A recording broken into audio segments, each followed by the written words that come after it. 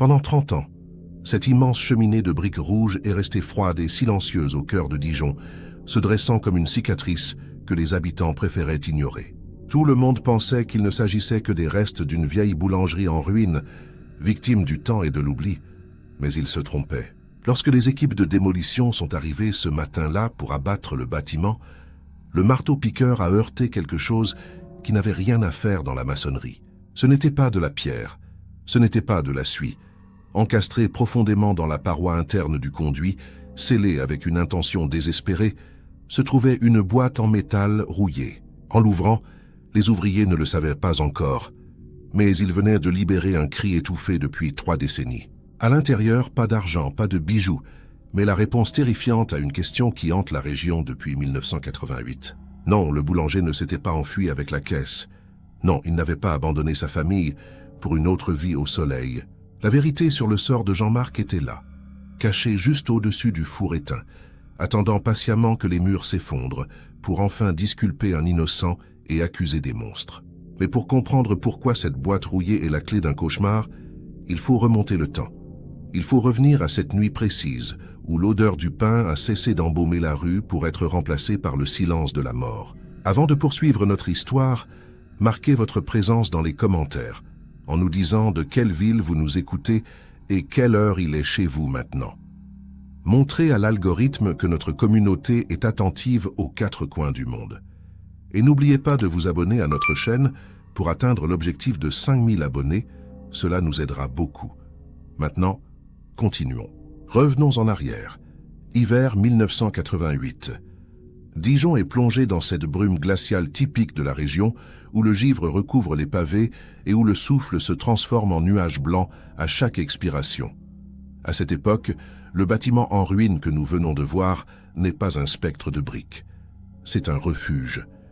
C'est la boulangerie de Jean-Marc, un établissement qui sert de cœur battant au quartier. Jean-Marc est bien plus qu'un simple artisan. C'est le métronome du village. C'est un homme de rituel dont la rigueur est légendaire. Sa vie est une partition parfaitement réglée. Lever avant l'aube, pétrissage, cuisson. Pour les voisins, il n'est même pas nécessaire de regarder l'heure. Si la fumée blanche s'élève de la haute cheminée et que l'odeur rassurante de la croûte dorée envahit la rue, il est 4 heures du matin. Tout va bien. Le monde tourne rond. Jean-Marc est un père aimant, un mari dévoué et un travailleur acharné que personne n'imagine capable du moindre écart. Pourtant, un matin de cet hiver-là, l'impensable se produit. Le réveil des voisins est différent. Il manque quelque chose dans l'air. Pas d'odeur de pain chaud, pas de bruit de grille métallique qui se lève. Et surtout, en levant les yeux vers le toit, les habitants constatent avec inquiétude que la cheminée ne fume pas. À l'intérieur, la scène est figée dans le temps. La pâte est sur la table, prête à être travaillée. Le four est froid et la porte de service claque doucement au vent. Jean-Marc s'est volatilisé, sans un mot, sans un bruit, laissant derrière lui une vie entière et un mystère qui allait ronger sa famille pendant 30 longues années. Pour saisir toute la dimension tragique de cette disparition, il est impératif de s'immerger dans le quotidien de Jean-Marc, car c'est précisément dans la rupture de cette normalité que réside l'horreur. Jean-Marc n'est pas simplement un commerçant de Dijon. À 45 ans, c'est un artisan de l'ancienne école, un homme dont les mains portent les stigmates de 20 ans de travail au fournil. Des brûlures cicatrisées sur les avant-bras, une peau asséchée par la farine et des épaules voûtées par le poids des sacs de 50 kilos. Dans ce quartier de Dijon, en cet hiver 1988, la vie s'articule autour de sa vitrine. C'est une époque où les supermarchés n'ont pas encore totalement dévoré le lien social. On ne vient pas chez Jean-Marc seulement pour acheter une baguette, on y vient pour échanger des nouvelles, pour se plaindre de la météo, pour sentir que l'on appartient à une communauté. Et Jean-Marc, taciturne mais bienveillant, est le gardien de ces petits secrets de quartier. Sa routine est immuable, presque monastique. Chaque nuit, alors que la ville dort encore profondément, son réveil sonne à 2 heures du matin. Il se lève sans réveiller son épouse, descend l'escalier de bois qui grince à la 3e marche et pénètre dans son royaume, le fournil. C'est un espace que peu de gens voient, une pièce carrelée de blanc, envahie par une fine poussière de farine qui danse dans les raies de lumière des néons. Là, commence une chorégraphie millimétrée. Il vérifie le levain, lance le pétrin mécanique dont le ronronnement sourd berce les nuits du bâtiment et prépare ses pâtons. Vers 3h30, il commence à chauffer le four. C'est le moment crucial. C'est là que la cheminée, cette fameuse cheminée de briques rouges, commence à respirer. Mais ce matin de janvier 1988, la mécanique se grippe. Il fait particulièrement froid cette nuit-là. Le thermomètre affiche -5 degrés et une couche de verglas a transformé les trottoirs de Dijon en patinoire. Le vent du nord siffle dans les ruelles désertes. À 4 heures du matin, Laurent, le jeune apprenti de 19 ans, arrive comme d'habitude. Il gare sa mobilette contre le mur du fond, frottant ses mains gantées pour se réchauffer. Habituellement, à cette heure précise, la porte de service est déverrouillée et une bouffée de chaleur humide, saturée d'odeur de levure, l'accueille. Habituellement, il entend la voix de Jean-Marc qui fredonne ou le bruit métallique des plaques que l'on enfourne. Mais ce matin-là, il n'y a rien. Laurent trouve la porte de service entr'ouverte, battant légèrement au gré du vent glacial. C'est la première anomalie. Jean-Marc ne laisse jamais le froid entrer dans le fournil. Cela tue la levée de la pâte. Le jeune homme entre, appelant son patron. Patron. Jean-Marc? Sa voix résonne étrangement dans la pièce. Le silence est lourd, oppressant. Ce n'est pas le silence d'une maison endormie. C'est le silence d'une activité brutalement interrompue. Les néons grésillent au plafond. Sur l'immense table de travail en bois massif, le spectacle est déconcertant. La pâte est là. Elle a été pétrie, divisée en pâtons et façonnée avec soin. Les baguettes sont alignées sur les couches de lin, prêtes à être enfournées.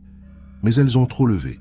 La levure a continué son travail chimique, indifférente à l'absence de l'artisan, et la pâte commence à s'affaisser, à croûter sous l'effet de l'air froid qui vient de la porte ouverte. Laurent s'approche du four. Il pose la main sur la façade métallique. Froid. Le four est éteint. Pour un boulanger, c'est inconcevable. C'est comme trouver un chirurgien parti au milieu d'une opération à cœur ouvert. On ne laisse pas une fournée prête sur la table sans allumer le four. L'angoisse commence à monter chez l'apprenti. Il monte à l'étage, là où vivent Jean-Marc et sa famille. Il frappe à la porte de l'appartement. L'épouse de Jean-Marc, les yeux encore embués de sommeil, ouvre la porte. Elle n'a rien entendu. Elle pense que son mari est en bas, comme tous les jours depuis 20 ans. Quand Laurent lui dit que le fournil est vide et la porte ouverte, le visage de la femme se décompose. Ils descendent ensemble. Ils cherchent dans l'arrière-boutique, dans la réserve de farine, même dans la petite cour intérieure où sont stockées les poubelles. Rien, Jean-Marc n'est pas là. Ses affaires personnelles sont retrouvées sur un petit tabouret près du vestiaire. Son tablier blanc, taché de farine fraîche, est accroché à la patère, comme s'il venait de l'enlever pour une pause rapide. Ses clés de voiture sont posées sur l'étagère, à côté de son portefeuille. Rien ne manque. La caisse enregistreuse de la boutique contient encore le fond de caisse de la veille. Il n'y a aucune trace de lutte, pas de chaise renversée, pas de sang, pas d'outils déplacés. C'est ce qui rend la scène terrifiante. L'ordre. Tout est parfaitement à sa place, sauf l'homme qui orchestre cet ordre. C'est comme s'il avait été effacé de la réalité entre deux gestes, entre le façonnage de la dernière baguette et l'allumage du four. À 6 heures du matin, alors que les premiers clients matinaux commencent à gratter le givre sur les vitres de la boulangerie, la police arrive. À cette époque, nous sommes loin des techniques modernes de la police scientifique. Il n'y a pas d'analyse ADN rapide, pas de caméra de surveillance dans la rue, pas de traçage de téléphone portable. Les gendarmes de Dijon arrivent avec leur carnet et leur scepticisme habituel. Pour eux, une disparition d'adulte, c'est souvent banal. Il a dû en avoir marre, lance l'un des officiers en inspectant le fournil. Une petite dépression, une maîtresse, une envie de voir la mère. Il reviendra quand il n'aura plus un sou. C'est la théorie qui prévaut immédiatement. La fuite volontaire. Après tout, le métier est dur. Se lever à 2 heures du matin toute sa vie use les hommes. Peut-être que Jean-Marc a craqué. Peut-être qu'il est sorti par la porte de service, a marché jusqu'à la gare et a pris le premier train. Mais sa femme et son apprenti secouent la tête avec véhémence. C'est impossible. Pas Jean-Marc. Pas avec la pâte sur la table. Un boulanger peut quitter sa femme, peut-être.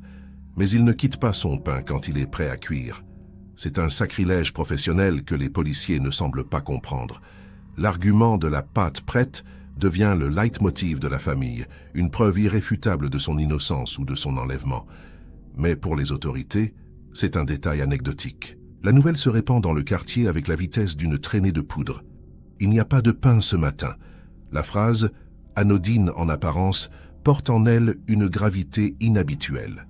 Les habitants se massent devant le rideau de fer qui restera baissé. On commence à spéculer. On se rappelle avoir vu une voiture sombre rôder la veille.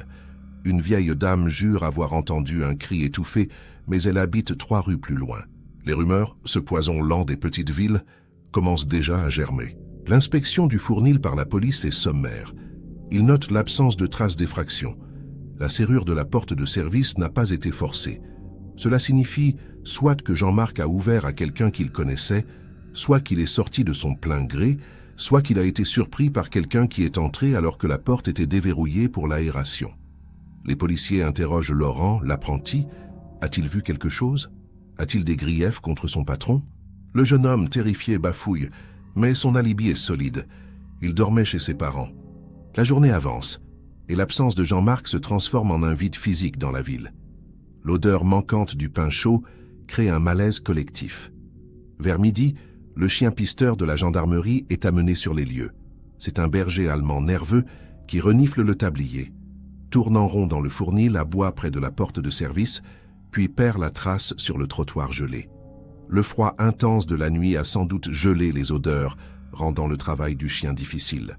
Il marque un arrêt près de l'endroit où les poubelles sont entreposées, puis plus rien.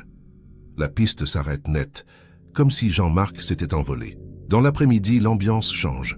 La curiosité laisse place à l'inquiétude, puis à une forme de suspicion malsaine. Si ce n'est pas une fuite, qu'est-ce que c'est? Un meurtre? Mais où est le corps? Où est le sang?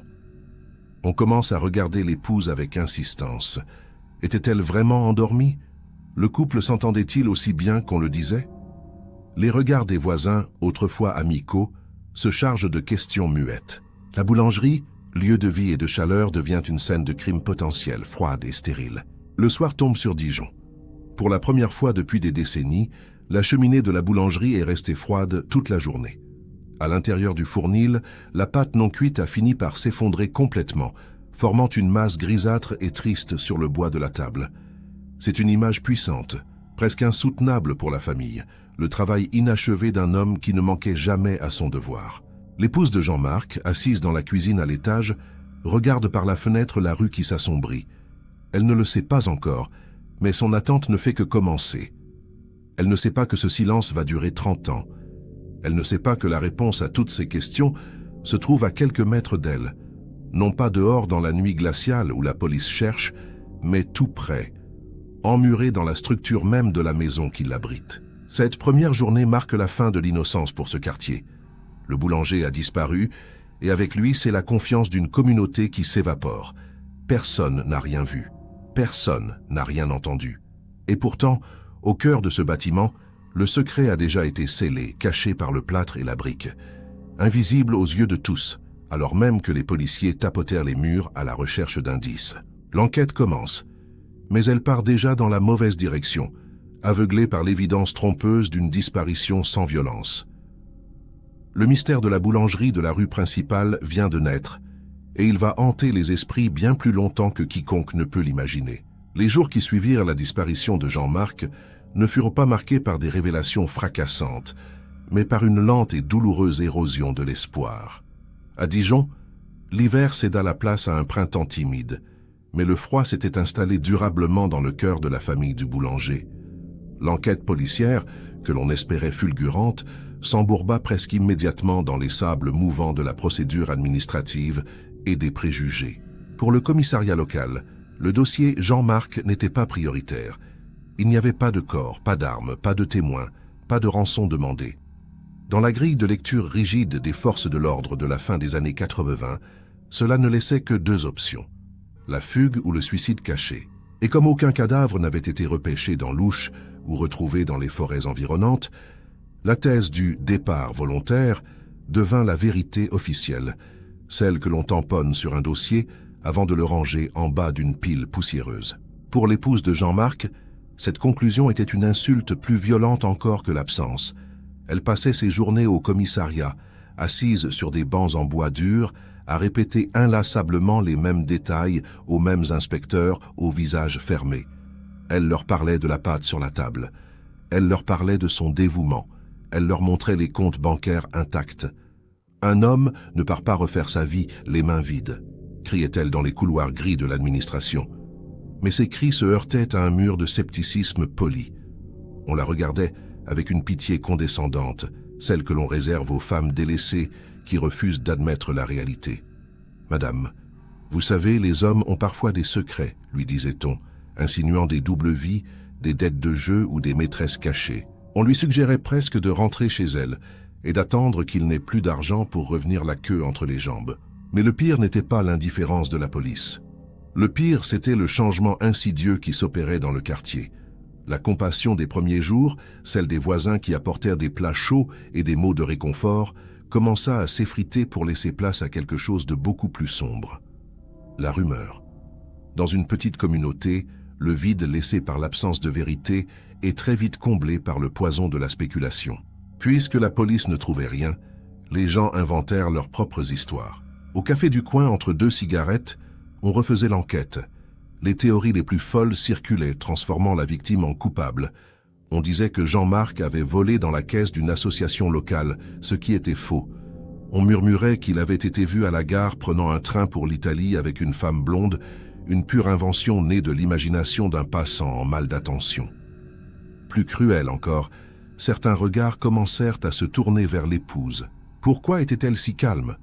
Pourquoi ne pleurait-elle pas davantage en public? Ne disait-on pas qu'ils se disputaient souvent? La rumeur, tel un lierre venimeux, s'infiltrait partout, étouffant la famille sous un manteau de suspicion. Les enfants de Jean-Marc, à l'école, entendaient les chuchotements dans leur dos. Ils devinrent les enfants du boulanger qui s'est sauvé, marqués au fer rouge par l'abandon supposé de leur père. Pendant quelques mois, l'épouse tenta de maintenir la boulangerie à flot. Elle engagea un ouvrier pour remplacer Jean-Marc, essayant de reproduire les gestes, les recettes, l'ambiance. Mais c'était peine perdue. Le cœur n'y était plus. Le pain n'avait plus le même goût. Les clients, gênés, entraient rapidement, achetaient leurs baguettes en évitant de croiser le regard de la patronne et ressortaient aussitôt. La boulangerie, autrefois lieu de vie et de rire, était devenue un mausolée. L'odeur de la levure avait été remplacée par celle du malaise. Les ventes chutèrent drastiquement. Les gens préféraient marcher 10 minutes de plus pour aller à l'autre boulangerie du quartier plutôt que d'entrer dans la boutique du disparu. 1 an après la disparition, la décision inévitable tomba. Le rideau de fer fut baissé définitivement. Une affichette manuscrite, fermeture définitive, fut collée sur la vitrine, jaunissant rapidement au soleil. Ce fut la fin de l'ère de la boulangerie, mais le début de la longue agonie du bâtiment. La famille, incapable de vendre les murs tant que la situation juridique de Jean-Marc n'était pas éclaircie, il n'était ni mort ni vivant aux yeux de la loi, mais absent, resta vivre dans l'appartement au-dessus. Il vivait sur le lieu même du drame, marchant chaque jour au-dessus du fournil vide, au-dessus de ce four éteint, au-dessus de ce secret emmuré qui attendait son heure. Les années 90 passèrent, apportant avec elles leur lot de changements technologiques et sociaux, mais dans cette rue de Dijon, le temps semblait s'être arrêté au numéro 42. La façade, autrefois fière avec son enseigne peinte à la main, commença à s'écailler. Les lettres du mot « boulangerie » tombèrent une à une, laissant des traces fantomatiques sur le crépi sale. Les volets du rez-de-chaussée restèrent clos, accumulant la crasse urbaine et les affiches sauvages de concerts passés depuis longtemps. Le bâtiment devint une verrue dans le paysage urbain, une maison hantée pour les gamins du quartier. On se racontait des histoires pour se faire peur à la récréation. On disait qu'on entendait encore le bruit du pétrin la nuit, ou que l'ombre du boulanger passait derrière les vitres sales. Pour la famille, cloîtrée à l'étage, c'était une torture psychologique permanente. Ils étaient prisonniers de leur propre maison, prisonniers de l'attente. L'épouse refusait de déménager, persuadée contre toute logique qu'il pourrait revenir, ou qu'un indice finirait par surgir. Elle gardait le fournil en l'état, comme un sanctuaire poussiéreux. La table de travail était toujours là, le four froid trônait toujours au fond de la pièce, comme un immense coffre-fort de métal. Puis vint l'an 2000, puis 2010. 30 ans, une vie entière. La disparition de Jean-Marc était devenue un cold case, un dossier classé, oublié de tous sauf de ses proches. La justice avait officiellement déclaré son décès par absence, permettant enfin de régler les questions de succession. C'était une mort administrative, une ligne sur un papier, sans corps, sans tombe, sans deuil possible. C'était une fin sans point final. Le bâtiment, lui, n'en pouvait plus. La toiture fuyait, les murs se fissuraient.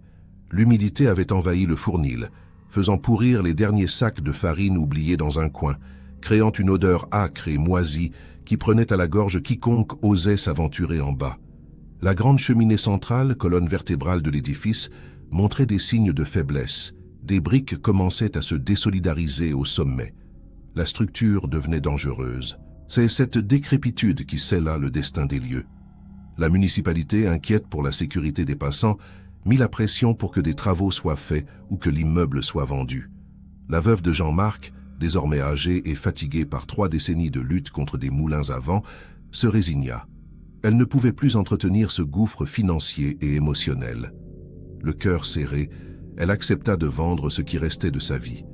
4 murs imprégnés de souvenirs et de douleurs. Les promoteurs immobiliers, eux, ne virent pas le drame humain. Ils virent un emplacement idéal en centre-ville, une opportunité de raser une ruine pour construire des appartements modernes. Le compromis fut signé. Le bâtiment allait être vidé, désossé, puis démoli. C'était la fin de l'histoire, pensait-on. On allait effacer la boulangerie de la surface de la terre, et avec elle, le souvenir de Jean-Marc s'effacerait définitivement des mémoires. Mais les lieux ont une mémoire que les hommes ignorent.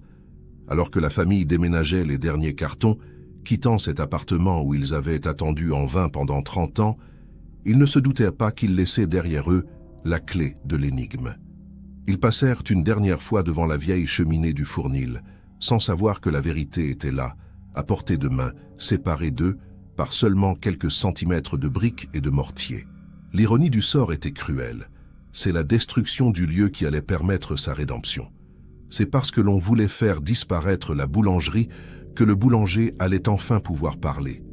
Les limbes allaient bientôt s'ouvrir. 30 années de silence, de rumeurs, de calomnies et de souffrances étaient sur le point d'être balayées par le coup de pioche d'un ouvrier anonyme. Le compte à rebours final avait commencé, non plus rythmé par l'horloge du fournil, mais par le calendrier du chantier de démolition qui approchait inéluctablement. Le secret de 1988, jalousement gardé par la pierre et la suie, s'apprêtait à affronter la lumière crue de 2018. Octobre 2018. 30 années se sont écoulées, presque jour pour jour, depuis cette matinée glaciale où l'odeur du pain a déserté la rue. Le quartier a changé. Les façades ont été ravalées, de nouvelles boutiques branchées ont remplacé les vieux commerces de proximité et le rythme de la ville s'est accéléré. Au milieu de cette modernisation, l'ancienne boulangerie fait figure d'anomalie, une verrue grise et triste coincée entre 2 immeubles repeints à neuf. Mais ces jours sont comptés. Le bâtiment a été vendu à un promoteur immobilier ambitieux qui prévoit de tout raser pour ériger une résidence de standing. Pour le voisinage, c'est un soulagement. On va enfin se débarrasser de cette dent creuse, de cette ruine qui attirait les pigeons et les histoires de fantômes. Personne ne se doute que les entrailles de la maison s'apprêtent à livrer un secret qui fera la une des journaux. Le chantier débute un mardi matin, sous un ciel bas et pluvieux, comme pour accompagner le deuil final de la bâtisse. Une équipe de démolition arrive sur place. Ce ne sont pas des locaux. Ils ne connaissent pas l'histoire de Jean-Marc. Pour eux, ce n'est qu'un chantier comme un autre, une structure vétuste à mettre à terre le plus efficacement possible. Le chef de chantier, un homme massif du nom de Pierre, distribue les ordres. La première étape consiste à curer le bâtiment, retirer tout ce qui n'est pas structurel. Les huisseries, les planchers pourris, les restes de plomberie. Les ouvriers s'activent dans un nuage de poussière âcre, mélange de plâtre vieux d'un siècle et de suie accumulée. L'intérieur de la boulangerie est méconnaissable. Le fournil, autrefois sanctuaire de la précision et de l'arôme, ressemble à une caverne dévastée. Le vieux four en métal a été démonté et évacué la veille, laissant un trou béant dans le mur du fond, une orbite vide dans le crâne de la maison. Au bout de 3 jours de travail acharné, il ne reste plus que l'ossature, les murs porteurs et trônant au centre comme une colonne vertébrale indestructible, l'immense cheminée de briques rouges. C'est une structure impressionnante, large à la base, conçue pour évacuer la chaleur intense d'un four professionnel. Elle traverse les étages, perçant le plancher de l'ancien appartement de la famille, pour finir sa course sur le toit. C'est elle qui pose problème. Elle est massive, solide, construite par des maçons d'un autre temps qui ne lésinaient pas sur la qualité des matériaux. Pierre décide qu'elle doit être abattue manuellement, étage par étage, pour éviter qu'elle ne s'effondre d'un bloc et ne déstabilise les immeubles mitoyens. C'est à Karim et Lucas, deux jeunes ouvriers, que revient la tâche ingrate. Armés de marteaux piqueurs et de masses, ils montent à l'étage, là où se trouvait autrefois le salon de Jean-Marc. L'atmosphère est étouffante. La poussière de briques rouges s'infiltre partout, collant à la peau, irritant les yeux derrière les lunettes de protection. Le bruit est assourdissant. Tac, tac, tac, tac. Le rythme mécanique du marteau-piqueur résonne dans tout le quartier, un battement de cœur violent et artificiel.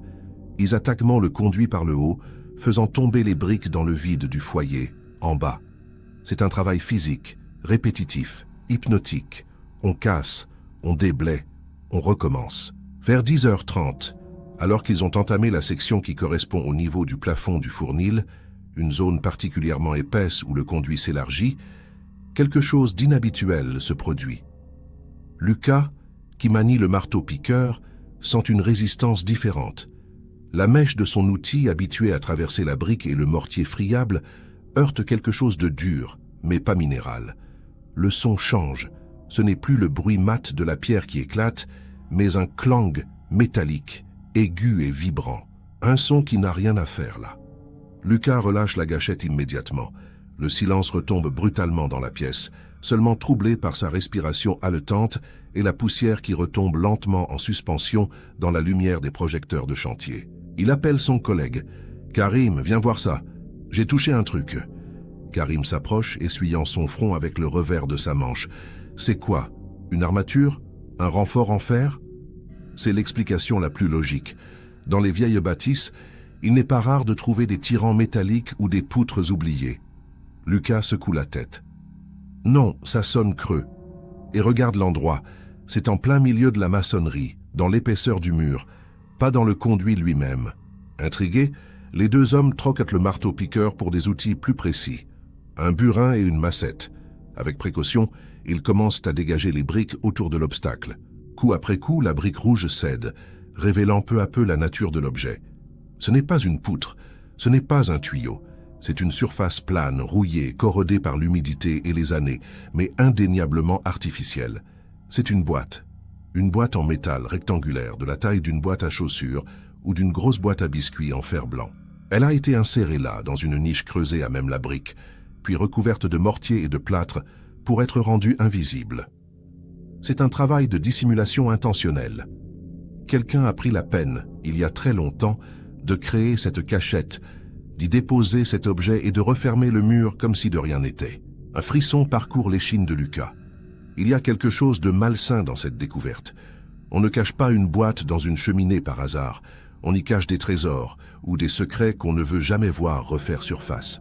« Appelle le chef », dit-il à voix basse, comme s'il avait peur de réveiller les fantômes de la maison. Pierre, le chef de chantier, monte les escaliers 4 à 4, alerté par le ton sérieux de ses gars. Quand il arrive devant le trou béant dans la cheminée, il reste un instant silencieux. Il a vu des choses bizarres sur les chantiers, des vieux journaux, des bouteilles vides, parfois des nids d'oiseaux fossilisés. Mais ça, c'est différent. La position de l'objet scellé au cœur de la structure indique une volonté farouche de protection. « Sortez-la », ordonne-t-il, mais avec une prudence nouvelle. Il sort son téléphone pour prendre une photo, un réflexe moderne face à l'insolite. Karim glisse le pied de biche sous le bord de la boîte. Le métal grince, proteste contre le mouvement après 30 ans d'immobilité. La rouille a soudé l'objet à la pierre. Il faut forcer. Avec un craquement sec, la boîte se détache enfin de sa prison de briques, libérant un petit nuage de poussière grise. Karim la saisit à 2 mains. Elle est étonnamment lourde. Pas le poids de l'or, non, mais le poids dense du papier compressé. Ils descendent dans la cour à la lumière du jour, loin de la poussière étouffante de l'étage. Les autres ouvriers s'arrêtent, la curiosité l'emportant sur le travail. Un petit cercle se forme autour de Pierre, qui pose la boîte sur une table à tréteaux. C'est une vieille boîte métallique, peut-être une ancienne boîte de gâteaux de Noël ou de matériel de couture, dont les couleurs et la marque ont disparu sous une épaisse couche d'oxydation brune. Le couvercle est scellé par la rouille. Il n'y a pas de serrure, mais le temps a fait office de verrou inviolable. On l'ouvre ? Demande un des ouvriers. La question flotte dans l'air. Légalement, il devrait peut-être attendre. Mais la curiosité humaine est trop forte. Et puis, qui cela pourrait-il intéresser? Le propriétaire du bâtiment? La police? Pour eux, c'est probablement juste les souvenirs d'un ancien habitant, des vieilles photos ou des économies en francs qui ne valent plus rien. Pierre hoche la tête. « Allez, ouvre, mais doucement. Il faut un tournevis plat et quelques coups de marteau précis pour faire sauter le couvercle. » Le métal cède enfin dans un grincement aigu qui fait grincer les dents. Le couvercle se soulève. Tout le monde retient son souffle. À l'intérieur, pas de lingots, pas de bijoux étincelants, juste du plastique. Un sac plastique épais, soigneusement plié et scotché, qui protège le contenu de l'humidité. C'est ce sac qui a sauvé la vérité. Sans lui, l'humidité de la cheminée aurait réduit le contenu embouilli depuis longtemps. Pierre déchire le plastique avec son cutter. Une odeur de vieux papier s'échappe, une odeur de bibliothèque et de temps arrêtés. Il en sort une pile de documents, des enveloppes, des lettres et un petit carnet à spirale. Les mains gantées de Pierre tremblent légèrement. Il prend la première enveloppe. Elle est ouverte. Il en sort une feuille de papier machine, dactylographiée. L'encre est un peu pâle, mais parfaitement lisible. Il lit les premières lignes à voix haute, et le silence autour de lui devient sépulcral. Ce ne sont pas des lettres d'amour. Ce ne sont pas des factures. Si tu ne payes pas, on brûlera ton fournil avec toi dedans. Les mots claquent comme des coups de fouet. Pierre lève les yeux vers ses hommes. Leurs visages sont blêmes. Ils comprennent instantanément qu'ils ne viennent pas de trouver un trésor, mais une scène de crime. Ils viennent de déterrer le mobile d'une disparition vieille de 30 ans. Pierre repose la lettre et prend le petit carnet. Il l'ouvre à la dernière page écrite. L'écriture est manuscrite, nerveuse, pressée. C'est l'écriture d'un homme qui a peur, d'un homme qui se sait condamné. Ils sont venus hier soir. Ils ont menacé ma femme. Je ne peux pas aller voir la police, ils ont des indices partout. Si je disparais, si l'on ne me retrouve pas, ne croyez pas à ce qu'ils diront. Je n'ai pas fui. Regardez vers eux. Regardez vers le clan des... Le nom qui suit glace le sang du chef de chantier. C'est un nom connu à Dijon, ou plutôt un nom qu'on ne prononçait qu'à voix basse dans les années 80. Un nom lié au grand banditisme, au racket, à une époque violente que la ville a essayé d'oublier. La date inscrite en bas de la page est celle de la veille de la disparition de Jean-Marc. La réalité de la situation s'abat sur le groupe d'hommes en gilet fluo. Ils sont là au milieu des gravats, avec entre les mains la preuve qu'un homme innocent a été terrorisé, traqué et probablement assassiné. La boîte dans la cheminée n'était pas une cachette pour de l'argent. C'était une assurance vie, ou plutôt une assurance vengeance. Jean-Marc savait qu'il allait mourir. Il savait qu'il ne pouvait pas gagner. Alors, dans un dernier acte de résistance, il avait rassemblé les preuves, les lettres de menace, son journal de bord détaillant le racket, et il avait scellé le tout dans le seul endroit que les mafieux ne penseraient pas à fouiller, le cœur brûlant de sa boulangerie. Il avait parié sur le temps. Il avait parié qu'un jour quelqu'un détruirait ses murs et trouverait sa bouteille à la mer. Il aura fallu 30 ans. 30 ans de silence. 30 ans où sa famille a cru à un abandon. Pierre referme doucement la boîte. Il n'est plus question de démolition pour l'instant. Il sort son téléphone, mais cette fois, ce n'est pas pour prendre une photo. Il compose le 17. Sa voix est grave quand l'opérateur répond « Bonjour, ici le chef de chantier du 42 rue principale. Ne quittez pas. On vient de trouver quelque chose.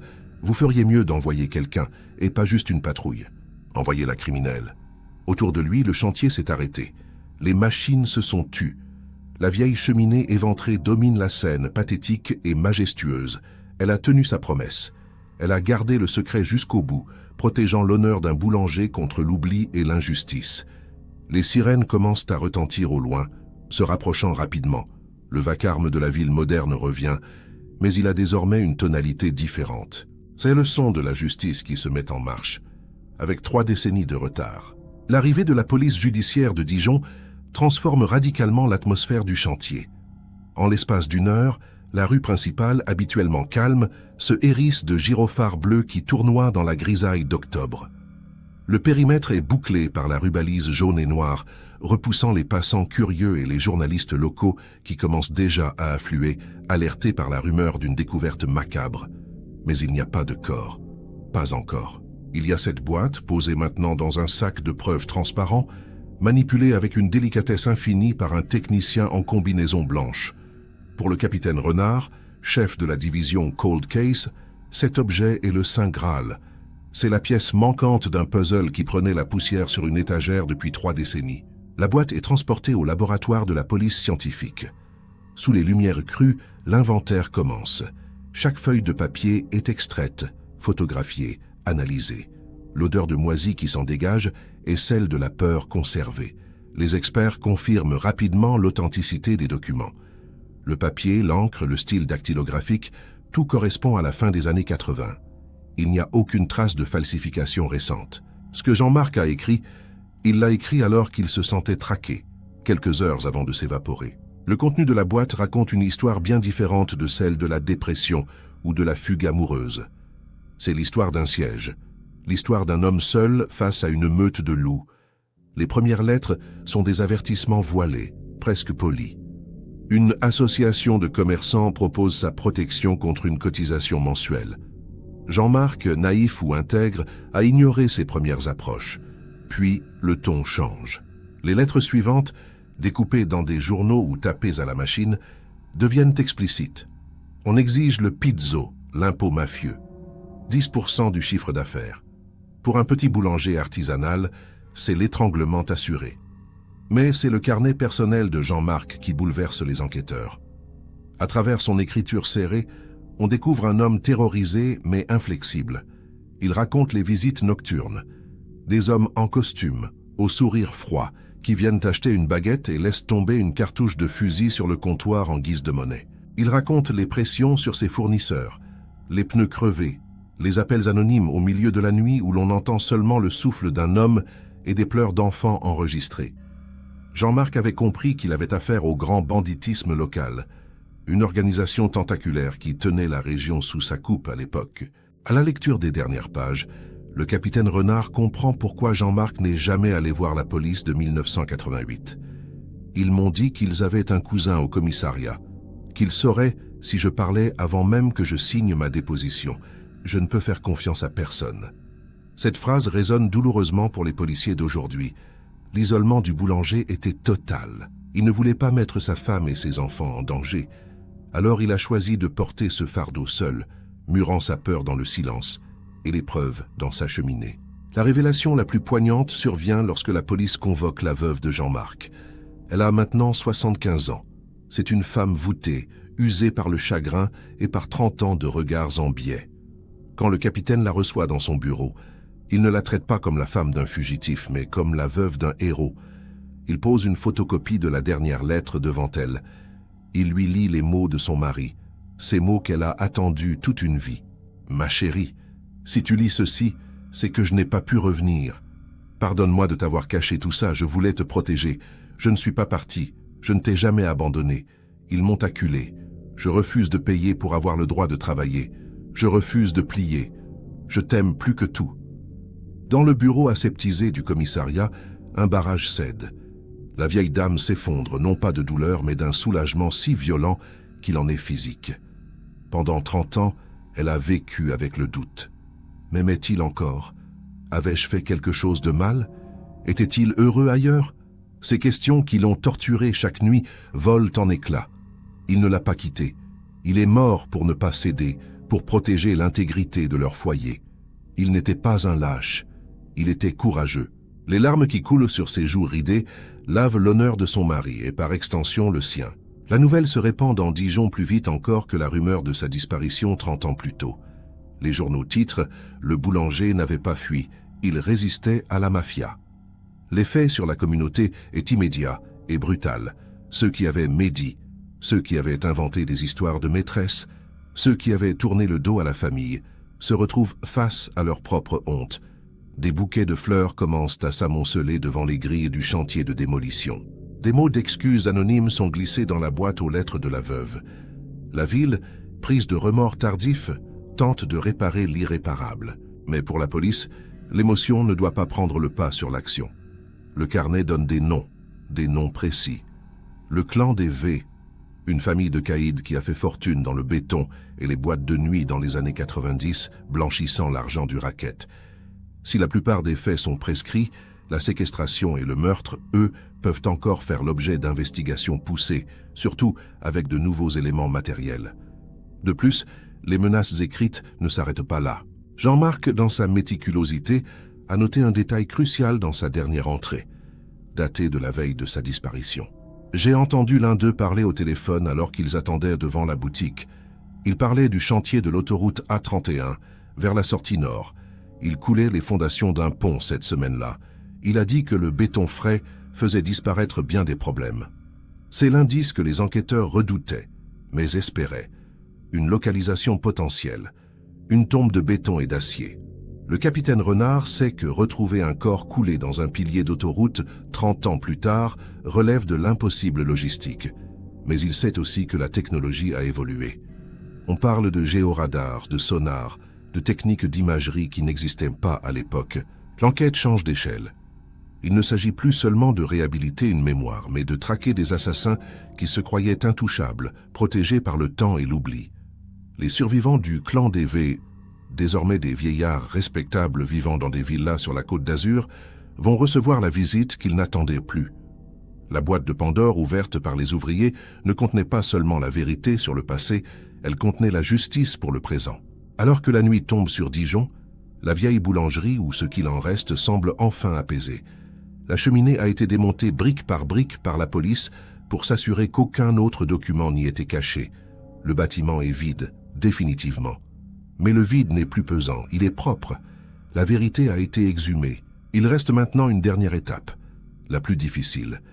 Confronter les monstres et peut-être offrir à Jean-Marc une sépulture digne de ce nom, loin du béton froid d'un pont d'autoroute. La fin de l'histoire approche, et elle ne sera pas celle que les tueurs avaient écrite. Voici la dernière partie de votre script, comprenant le chapitre 5 et la conclusion. La dernière note du carnet de Jean-Marc n'était pas une simple supposition, c'était une carte au trésor macabre. L'autoroute A31, artère vitale traversant la Bourgogne, est empruntée chaque jour par des milliers d'automobilistes insouciants. Personne ne regarde vraiment les piliers de béton gris qui soutiennent les ponts et les échangeurs. Ils font partie du paysage, invisibles par leur banalité. Pourtant, c'est vers l'un de ces piliers, situé à la sortie nord de Dijon, que se tournent désormais tous les regards. L'opération organisée par la police judiciaire est d'une envergure exceptionnelle pour un dossier vieux de 30 ans.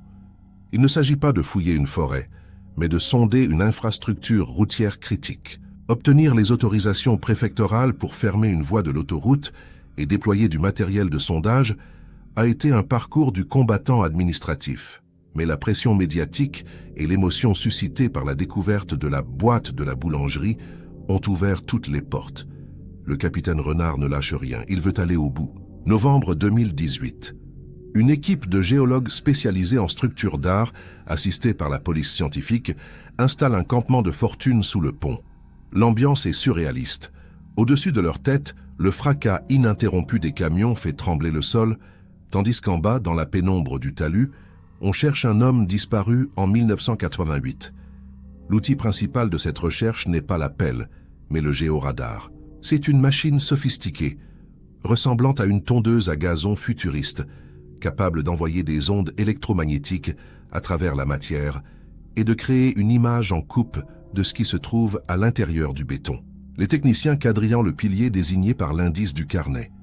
C'est un bloc massif, plusieurs tonnes de béton armé coulé à l'époque où le banditisme local avait la main mise sur les chantiers publics via des sociétés écrans. Les premières passes du radar ne révèlent que le ferraillage habituel, les barres d'acier qui structurent le pilier. L'attente est longue. Le froid de novembre rappelle sinistrement celui de la disparition. La veuve de Jean-Marc n'est pas sur place. C'est trop éprouvant. Mais elle attend près du téléphone, entourée de ses enfants devenus adultes. Soudain, l'opérateur du radar lève la main. J'ai une anomalie. Sur l'écran de contrôle, au milieu des lignes régulières de l'armature métallique, une forme irrégulière apparaît. Elle se situe à environ 1 mètre de profondeur, dans la base élargie du pilier. Ce n'est pas une poche d'air, ce n'est pas un rocher. La densité est différente. La forme, oblongue, correspond tragiquement aux dimensions d'un corps humain recroquevillé. Les experts affinent le réglage, l'image se précise. On distingue des contours qui ne devraient pas exister dans une structure industrielle. Le capitaine Renard, qui observe l'écran par-dessus l'épaule du technicien, sent un poids s'écraser sur sa poitrine. Il sait, tout le monde sait. Jean-Marc est là. Il n'est jamais parti. Il a été réduit au silence, transporté de nuit sur ce chantier complaisant et jeté dans le coffrage avant que les toupies à béton ne déversent leur chargement au petit matin. Il a littéralement été effacé, transformé en fondation pour le monde moderne qui continuait de rouler au-dessus de lui. Extraire le corps est impossible sans mettre en péril la structure du pont et paralyser l'autoroute pendant des mois. Mais la preuve technologique est suffisante pour la justice. L'anomalie est actée, cartographiée et certifiée. Jean-Marc a une sépulture certes de béton mais localisée. Il n'est plus nulle part. Parallèlement, la traque des vivants s'accélère. Le clan des Védis n'est plus que l'ombre de lui-même. Le patriarche est mort il y a 10 ans, emportant ses secrets dans sa tombe de marbre. Mais ses lieutenants, ceux qui étaient les hommes de main en 1988, sont encore là. Ils ont vieilli. Ils sont devenus des grands-pères respectables, jouant à la pétanque ou gérant des pizzerias sur la côte. Ils pensaient avoir gagné la partie contre le temps. Ils se trompaient. À 6 heures du matin, une semaine après la découverte au radar, la police frappe simultanément à 3 portes dans le sud de la France. Les interpellations sont douces, presque pathétiques. Pas de résistance, pas de fusillade. Juste des vieillards en pyjama, les yeux écarquillés, qui comprennent que le passé vient de les rattraper. En garde à vue, face aux preuves accablantes du carnet, qui détaillent des dates, des sommes et des descriptions physiques précises, l'omerta s'effrite. La loyauté criminelle résiste rarement à la sénilité et à la peur de mourir en prison. L'un d'eux, rongé par un cancer et peut-être par le remords, finit par parler. Il confirme tout. L'extorsion, le refus obstiné du boulanger, l'enlèvement au petit matin, et le pont. Il raconte que Jean-Marc n'a pas supplié, qu'il est resté digne jusqu'au bout, refusant de céder son outil de travail à des parasites. Cette confession, enregistrée sur vidéo, est la dernière pièce du puzzle. Elle transforme la victime en martyr. Jean-Marc n'était pas au mauvais endroit au mauvais moment. Il était un homme debout face à la corruption. Le procès qui s'annonce sera symbolique. La plupart des faits sont prescrits, mais la séquestration suivie de mort est un crime imprescriptible dans les mémoires, et les nouvelles lois permettent de juger ces crimes anciens. Même s'ils ne font pas de longues peines vu leur âge, leur réputation est détruite. Ils ne sont plus des caïds intouchables, mais des assassins d'artisans. La honte change de camp. Elle quitte la famille du boulanger pour s'abattre sur celle des bourreaux. La famille de Jean-Marc peut enfin entamer la dernière étape de son deuil. Une cérémonie est organisée, non pas au cimetière, mais près du pilier du pont. Une plaque commémorative est scellée sur le béton. Ici repose Jean-Marc, artisan boulanger, mort pour ses principes. 1943-1988. Les voitures continuent de passer au-dessus, indifférentes, mais en bas, le silence n'est plus celui de l'oubli. C'est le silence du respect. L'enquête est close. Le dossier Cold Case 1988 est tamponné en rouge, élucidé. L'histoire de la boulangerie de Dijon nous enseigne une leçon terrifiante mais essentielle. La vérité est une matière indestructible. On peut la cacher derrière des murs de briques, on peut la couler dans des tonnes de béton, on peut la recouvrir de 30 années de mensonges et de rumeurs, mais elle finit toujours par trouver un chemin vers la lumière. Aujourd'hui, aux 42 rues principales, il n'y a plus de ruines. Un immeuble moderne, propre et lumineux a été construit. Des familles y vivent, des enfants y jouent, sans se douter que sous leurs pieds, dans les fondations de leur quotidien, s'est joué un drame humain d'une intensité rare. Mais si vous passez devant, regardez bien la façade. La municipalité, en accord avec le promoteur, a laissé un petit espace, une brique rouge d'origine, incrustée dans le mur neuf avec une petite inscription en laiton. C'est un rappel. Jean-Marc, le boulanger ponctuel, l'homme qui servait d'horloge à tout un quartier, a finalement réussi son dernier tour de force. Il a fait parler les murs. Il a transformé sa propre disparition en un acte d'accusation éternelle contre la violence et la lâcheté. Sa famille, lavée de tout soupçon, marche désormais la tête haute dans les rues de Dijon. Ils ne sont plus ceux que le père a abandonnés. Ils sont les gardiens de la mémoire d'un homme courageux. Quant à la fameuse boîte en métal rouillé, elle ne retournera pas dans l'obscurité. Elle a été versée aux archives départementales, conservée comme une pièce à conviction historique. Elle témoigne d'une époque, d'une ville, et de la ténacité d'un homme qui, même face à la mort, a pris le temps de préparer sa vengeance, confiant au temps le soin de rendre la justice. Parfois, quand l'hiver revient à Dijon et que le froid pique le visage au petit matin, certains anciens du quartier disent qu'ils sentent encore, l'espace d'une seconde, une odeur de pain chaud flotter dans l'air. Ce n'est peut-être que de la nostalgie. Ou peut-être est-ce le souvenir d'un homme qui nous rappelle que tant qu'il y a de la mémoire, personne ne disparaît vraiment. Merci d'avoir écouté cette histoire. Si elle vous a touché, n'oubliez pas de partager cette vidéo pour que le nom de Jean-Marc résonne encore plus loin. On se retrouve très bientôt pour une nouvelle enquête, là où les murs ont des oreilles et où le passé ne meurt jamais. À bientôt.